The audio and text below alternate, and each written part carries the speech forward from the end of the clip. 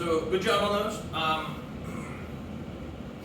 The videos that my teacher put out were fantastic, but they were meant to be like, come visit and train. And since your distance, I'm going to start explaining a lot of the details for you, because it took me forever to figure this stuff out. I've been doing Bagua more than a decade now. And if I can save you some learning time and some mistakes, then that would be great for me. I'd feel awesome if I could do that. So let's start with post stance. So John. So you have our feet, they're about shoulder width. Again, I don't really do, it must be this. You know, Coach Vincent May made a really good point that he doesn't do that either, because everyone's built different. Your hips are all different. The way that the ball socket or the ball joint fits in there is different. Everyone's different. So we don't do hard and fast. You do like, this is why we're doing it. You find the right way from there. It's very similar, but you gotta have room to make it yours. So we have our feet, you know, maybe a little bit out, toes out if you want, because they're going to wrap in. So here's what we do. We start, and other than this, I will never tell you to lock your knees. Okay? Don't do it normally. But you stand on your heel with locked knees. Rock your weight forward till the weight is here. Okay? A lot of Bagua people talk about driving from the heel, but if you actually try and drive from the heel, every step you take hyperextends your knee, it locks it. Okay? And I was super literal about this for a long time. So when I went to Beijing to meet my grand teacher, Shurya, my left knee was swollen up this big because I kept jackhammering on it. I spent so much time training to get ready for that trip that I made my knee huge because I was being way too literal. So when they talk about the heel, I mean here. Like, so if here's the, you know, your palm, right above the hollow right there, on your foot, it's the same place, okay? So we start from locked knees, heels on the ground. Shift your weight forward to this point of your foot. Your heels are still making contact, but they're not bearing the weight. That will give your knees the right bend, okay? So we don't have to try for any of these weird leg stances. You rock forward to your balance point, and that lets your knees bend to the right amount, okay? Now, you tuck your hips, similar to Chum in Bak Main. You tuck your hips, so here, bend, and then I tuck. And so what this does is it straightens out your lower back. I believe it's called the wolf curve in your spine is the technical term for it, but it's the S shape in your spine. And it's really great because it absorbs impact. Because if you're walking all day and if your spine was straight, you'd wear your discs out in a year or two. Like, it's a ton of straight up and down impact. So your spine having that curve allows it to bounce. So just the impact of walking and running doesn't destroy your discs, which is great. You know, it's great for your longevity, great for your health. It's a bad thing if you're trying to transmit power from your legs to your hands, because the wolf curve, it, you know, stops force both ways, right? It's a shock absorber, right? So when we tuck here, we're not doing anything crazy. We're just pushing this out, so we take out that curve. Okay? And what this does is that now my hips and my yao, my waist, are all connected right to my feet. And that's where I want to start, okay? Because all of Bagua, all of our Bagua is ground connection, ground path. Okay? There's this arm stuff, these are steel whips that just move the force your legs generate. Okay? So I'll tuck my hips, get my feet in the right, my balance point right, my knees have the right bend to them. My feet will kind of, my toes spread, and they wrap in just a little bit, okay? The wrapping in will lock them in. So you don't have to worry about like locking your feet down to the ground, because if all you do is this, just turn, and it doesn't have to be crazy like Wing Chun. It doesn't have to be that, okay? Just kind of go, boop, turn them in, and that locks your feet to the ground. That's really important. Because again, if I'm generating force from the ground to my hand, if there's give in my foot, then there's not a solid connection. That means I'm not driving force. Does that make sense? So we need all of this to transmit force and connection. then I tuck my chin and I lift the back of my head, right? Here. And so my spine is straight, but it's not forced, okay? And I'll explain why in a minute. I'll explain now. Do you know why tendon and fascia and bone transmit force better than muscle? It's kind of a silly answer. I don't know if you've ever thought about it before. I know a lot of people haven't. So your bone has less give and it's denser. That's why structure transmits force better. Because your muscles, when they're loose, they absorb all kinds of force all day long, and it's part of the design. But again, if I'm trying to drive force into someone, I want it to be through structure. So all of the drive that comes from my leg goes into everything else. Okay? And anytime that you tense muscle and you make muscle take over, the muscle will still give even when it's flexed, right? And it'll pull things out of alignment. Your muscles are great, but for what we're doing with this is developing pure structure. Just structure from the fingertips to your feet to your head. Boom. Okay? So you want it to be relaxed. So tuck your hips, tuck your chin, lift your head, and let it kind of hang. This kind of pushes up or pulls up. This kind of sets down and it tractions your spine a little bit. It feels great, by the way. Like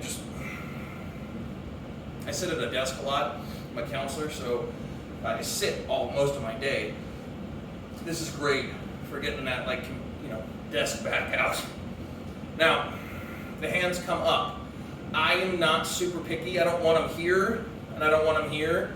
But wherever you land in here, you'll find it. You will figure it out once you relax and add enough twist.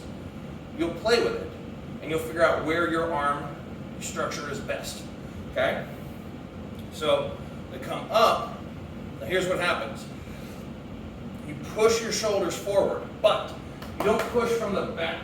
Because what happens if you watch me from the front, if I push here, see my traps engaged and my back rolled. And I had a problem with that for a very long time, even in jiu-jitsu. I used to turn my rib on my back because when you do this, these muscles get really strong. And you will actually pull the rib out of place. It sucks. So, to get your shoulder to move forward, use these muscles. Okay? Because I can push these, flex these muscles to drive my shoulder forward without throwing my back out of posture. Okay? And then when these muscles get strong, they'll just push out and then they relax and structure takes over. Okay? So push it from the front, not the back. Okay? Because the back will screw up your structure. Then this elbow will hang and you're going to rotate it around your ring finger. Okay? It's not your index, not your thumb or your middle finger or your pinky. Your ring, when you do this and you twist everything around here, you feel this fascia twist in and engage. Okay? That's what you want. We use a lot of fascia wrapping. Bagua is an incredibly in-depth system, and the guys that came up with it, people who came up with it were master body workers. They really knew what was going on with the body because they use fascial wrapping and structure everywhere. It's just a brilliant system. So, route, the shoulder presses forward, drops, so the shoulder pushes, and then wraps down the hair, which lets the elbow drop, and then this twists and engages. Okay? So what we have a forward press, a wrap, and a little bit of a lift. So, okay? If you just twist and push forward, you're vulnerable to any sort of, you're weak against any movement up or down. But when you add a little bit of upward force, you're stronger and can resist more planes of force that way. So you have forward, twist, a little bit of a lift. Does that make sense? So here, and again, find where it works for you. Okay? Make sure your chest doesn't flex and take over, because that'll happen. And if you go too far out, if your arms are too far out, that'll happen. So again, if you feel those muscles taking over, change your posture, find it, feel it. There we go. And what's going to happen is the more you stand like this, you'll feel your shoulder blades kind of settling down and back a little bit. And again, that's good because like for me, my shoulder blades are up high because my back's huge. That's muscle taking over the connection, not structure. Okay? So when you see your back, or when you feel your back kind of settle and it relaxes, the shoulder blades will sit lower and they'll connect to your structure better rather than being up. Okay? And really what you got to do is you stay here and breathe and you relax, and then they'll just start dropping. You can see it just drop, drop, and you kind of work through it. You kind of work this position a little bit till you find your spot, and then you can stay there. So I hope that makes sense. This is pure fascia and structure. Muscle, relax the muscle as much as possible, okay? Because you got to have your structure. Now, bear posture, okay? Good job, but there is a lot going on in our circle walking. So instead of walking a circle, which is not technically what Bagua people do, at least not Gao Bagua people. We don't walk circles. We walk straight lines. It's the ya palm that makes us go in a circle, this connected twist. So every time I step, my hand is actually the thing that makes me turn, not my feet. So as you're practicing this, straight lines, because there's something you really need to develop with bear, and then there's tiger, okay? So bear posture, again, I'm on my heel, I rock forward to here so my knee bends, and then what I'm going to do is I'm going to push, whoop, okay? And this is not light. These are not just hanging. This pushes down, okay? And what that does, if you look at those videos of my teacher, you'll see him, he almost has a little swoop in his step. That's why he's trained himself to never rise when he steps. He'll actually drop and drive forward. Like when you see a muscle car, when they take off and their rear end drops and they plow forward, that's similar to the mechanics that we're doing. So push, right? Now when you're pushing down like this, be really careful to not go and try and lift this up at the same time super hard. It's all connected. So if I'm doing this, I can't push down as hard. So when I push, I just keep my chin tucked, okay? And then this pushes down as hard as you can the whole step, okay? And we do not use, like I think other styles call it a lion step. Nope.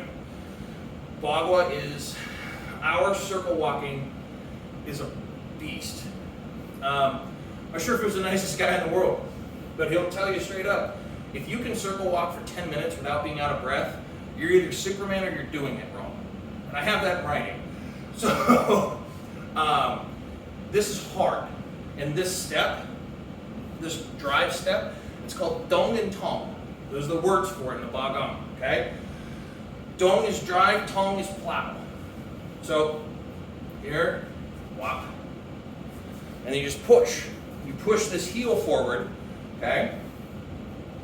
This heel drives forward as my back foot drives back.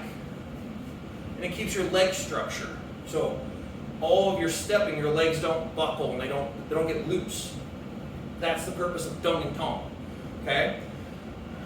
So here, push. And what you still want that little bit, not crazy, you don't want to drop and stand because then you're rising every time. You just want to be careful that you never rise when you drive. It has to be long power because that's Bagua, that's our Bagua. Our Bagua is wrap into a wedge, right? So walk here and then you drive straight through. So there's no up power, no down dropping, well you drop at the end, but you drive completely horizontally through them, right? Make a wedge, stretch the wedge out as you go through someone. That's Bagua structure. And it's really effective because this builds crazy leg strength and your steps get really, really, really long. Like there's some videos of my teacher where he's just taking these 10-foot steps, just one, boop, boop, whop. It's going about 10 feet. We even tried to measure it one time. It's crazy the amount of leg strength you build, okay? So push down and then drive. Does that make sense? And I want you to do that on a straight line, remember? Not circles right now, okay? it makes a big difference later on, because I don't want you trying to do stuff with your feet that you'll have to unlearn later. That's why I'm being a little picky about this. I think that's a good cover of what you sent me. So train it for a few more days. Ask me some questions. Let me know what you're thinking. And then we'll get you on to the next one. Good job, man.